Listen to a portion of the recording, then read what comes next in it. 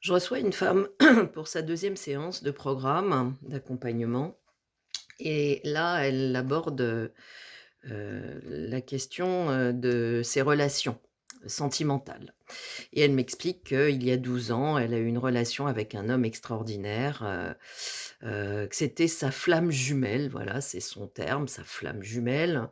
Que ça a été très compliqué, qu'un jour il l'a quittée et qu'elle s'en est jamais remise.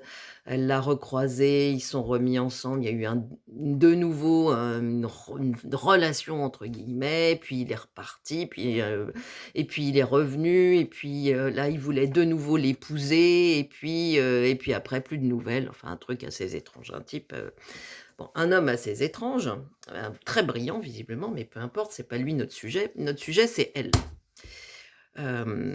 Et donc cette femme, elle s'en remet pas de cet homme-là, flamme jumelle, flamme jumelle. Bon, je commence la séance et puis, à un moment donné dans la séance, je me retrouve dans un système complètement bloqué et avec, des informations, 3 informations fondamentales.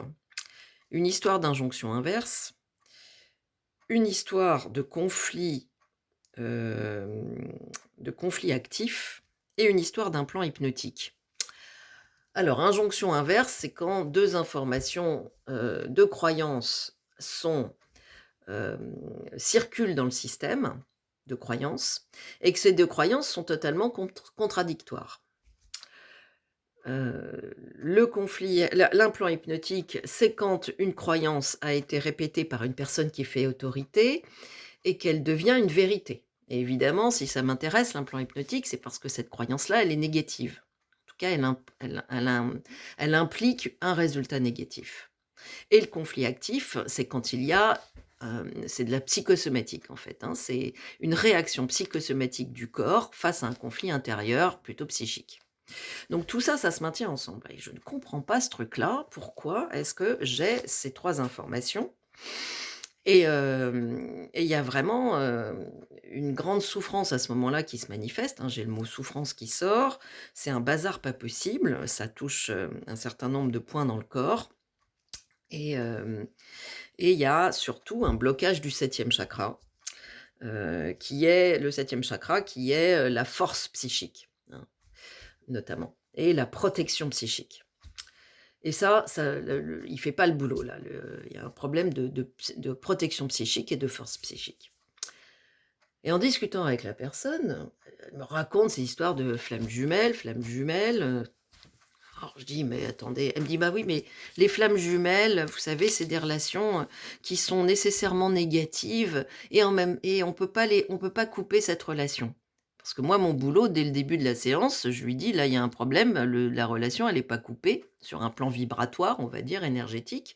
Or, vous pouvez pas passer à autre chose dans votre vie tant que cette relation, elle continue de perdurer sur un certain plan».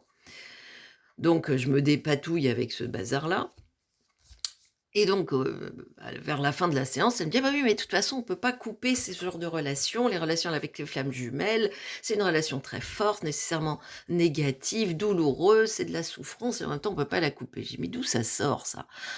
Elle me dit: «Bah, c'est une personne que je suis allée voir», et puis j'avais sorti justement mon tarot de flammes jumelles. Je lui dis: «Bah, moi, les flammes jumelles, j'ai un tarot parce que je comprends rien à ces histoires-là. Moi, c'est pas trop ma came ça, c'est du new age pour moi». Moi, je suis pas tellement new age, c'est pas trop mon truc.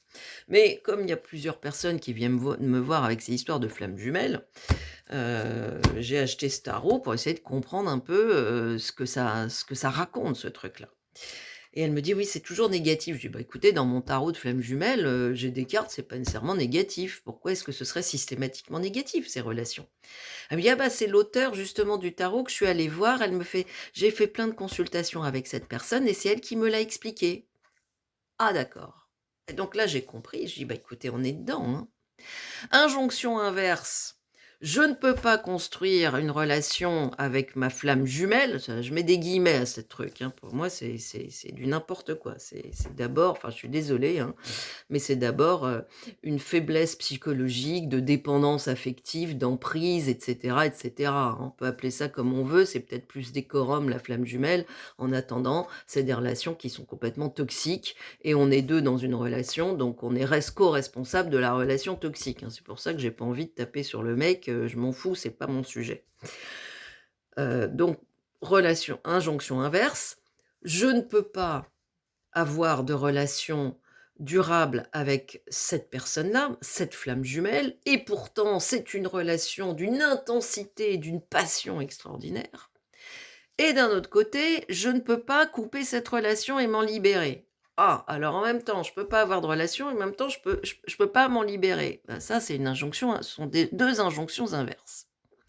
Un plan hypnotique, personne d'autorité, bah, la personne qui a fait le tarot, la personne qui s'est spécialisée dans ce truc, ce bazar de flammes jumelles, qui va maintenir nécessairement une dépendance par rapport à ça parce que c'est son business, et qui est, je dis pas qu'elle c'est volontaire de sa part, hein, elle est peut-être parfaitement honnête dans son schéma, sauf qu'il y a un effet absolument pervers là-dedans.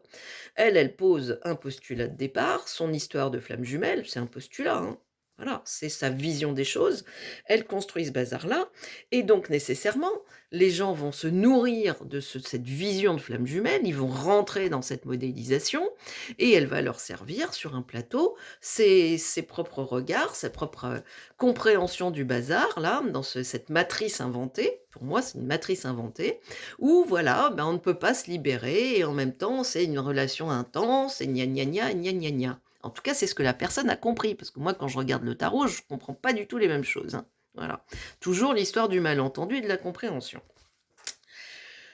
Donc, ça, c'est l'implant hypnotique. La personne qui est fait autorité, elle est spécialiste de flamme jumelle. Elle lui dit ci, elle lui dit ça, elle lui dit: «Ah bah oui, ça c'est une relation de flamme jumelle avec, ce monsieur, vous avez cette relation-là». Elle l'implante dans le cerveau. Ça et puis elle construit le truc. Elle le nourrit et ça crée un virus, c'est comme un virus informatique, un implant hypnotique, hein. Donc ça va être un programme parasite et le conflit actif, bah, cette femme, elle a des problèmes articulaires de partout. Je ne sais plus si c'est, une spondylarthrite ou une fibromyalgie, je me souviens plus, mais un truc, où elle a des douleurs partout et à partir du moment où elle se met d'ailleurs sur ma table de massage et où on commence à bosser, hop, elle se met à avoir mal, du côté de la hanche, peu importe, hein. Donc ça, c'est le conflit actif. C'est-à-dire qu'à un moment donné, son corps, il va donner une réponse. Je suis dans une situation qui est une impasse. Je ne peux pas me libérer de cette relation et en même temps, je ne peux pas et en même temps, c'est la relation de ma vie. Il y a pas mieux comme relation. En même temps, je peux pas la réaliser. Enfin, c'est un truc ingérable. Donc ça crée un conflit interne puissant, une souffrance psychique. En plus, mon septième chakra ne fait plus le job. C'est-à-dire que j'ai perdu complètement le contact avec ma force psychique. Je ne me protège pas psychiquement, donc on va m'instiller des idées reçues, des implants hypnotiques et des bazars comme ça.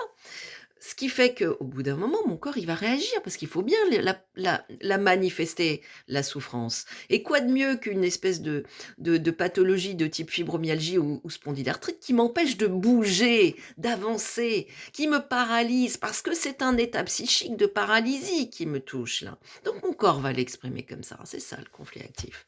Donc faut arrêter avec les histoires de flammes jumelles, hein. Faut aller, c'est-à-dire là où il y a de la souffrance, c'est pas de l'amour, c'est de la dépendance, c'est de la pulsion, de la passion, on peut dire tout ce qu'on veut, mais l'amour, c'est du respect. L'amour, c'est du respect mutuel. L'amour, c'est de la douceur et de la beauté. L'amour, c'est pour le meilleur et pour le pire, c'est-à-dire qu'on aide l'autre parce qu'on a la connexion du cœur. Voilà, ça, c'est de l'amour. Le reste, c'est autre chose.